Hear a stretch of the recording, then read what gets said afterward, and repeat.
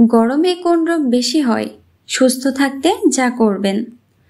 প্রচণ্ড গরমে অবশ্যই তরল পদার্থ যেমন নারিকেলের পানি, ফলের রস, নির্ঝরিত নিশানা ইত্যাদি অত্যন্ত গুরুত্বপূর্ণ। এগুলি আপনার হাইড্রেশন নিয়ন্ত্রণে সাহায্য করতে পারে। নিউজ প্রোটোকল আপনাদের স্বাগতম। আজ আমরা জানাবো গরমে কোন রোগ বেশি হয় এবং সুস্থ থাকতে যা করবেন। গরমের সঙ্গে জনজীবনে বাড়ছে অস্বস্তি। এ অবস্থায় দিনে রাস্তায় বের হওয়াই দায় হয়ে দাঁড়িয়েছে। অতিরিক্ত গরমে নাজেহাল সবাই। আবহাওয়া অফিস বলছে গরম আরও বাড়তে পারে। গরমে অস্বস্তিতে ভোগার পাশাপাশি অনেকে অসুস্থও হয়ে পড়েছেন। ডায়রিয়া, বমির মতো সমস্যা লেগেই আছে। তীব্র তাপপ্রবাহের কারণে ঝুঁকি বাড়ছে আরও কিছু অসুখের। গ্রীষ্মের মৌসুম শুরুর সময় থেকেই হিট ওয়েভ সবচেয়ে আশঙ্কার বিষয় হয়ে দাঁড়িয়েছে।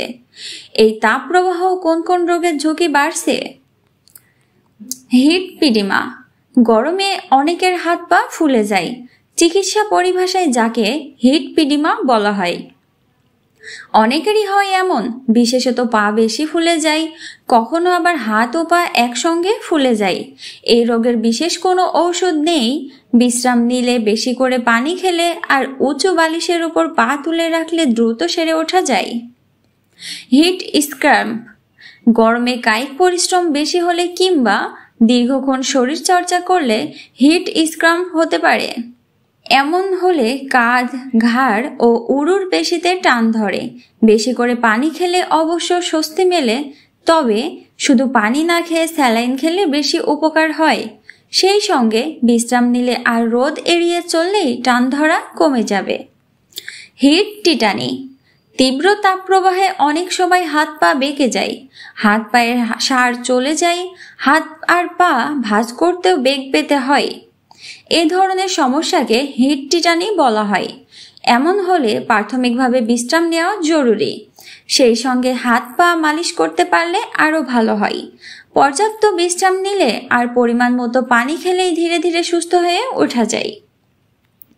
Heat stroke. প্রচণ্ড রোদে বের হলে অনেক সময় মাথা ঘুরে যাওয়া, চোখ মুখে অন্ধকার দেখার মতো কিছু শারীরিক সমস্যা হয়। এগুলোকে হিট স্ট্রোক বলা হয়।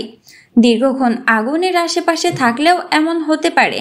এমন হলে সঙ্গে সঙ্গে ঠান্ডা পানিতে গোসল করে নেওয়া জরুরি, কিংবা বরফ পানি দিয়ে শরীর মুছে নিতে পারলে ভালো। অবশ্যই বেশি করে পানি খেতে হবে, না হলে যে কোনো সময় এমন হতে পারে। Heat stroke. গরমের সময়ে সবচেয়ে ঝুঁকি থাকে হিট স্ট্রোক হওয়ার।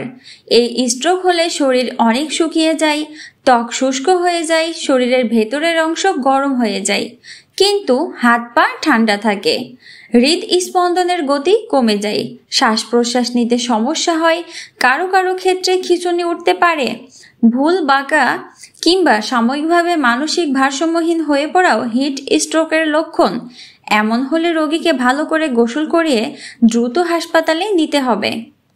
ঘামাচি। ঘামাচি গরমের সবচেয়ে বড় সমস্যা, কিন্তু অনেকেই বিষয়টিকে ততটা গুরুত্ব দেন না। ঘামাচি কমাতে অনেকেই পাউডার ব্যবহার করেন, তাতে হতে পারে বিপরীত হয়। পাউডারের কারণে ঘর্মগ্রন্থিগুলোর সংক্রমণ হয়, তখন চিকিৎসকের কাছে ছুটতে হয়। তবে আগে থেকে বিষয়টি নিয়ে সচেতন হলে বাড়াবাড়ি হওয়ার সুযোগ থাকে না।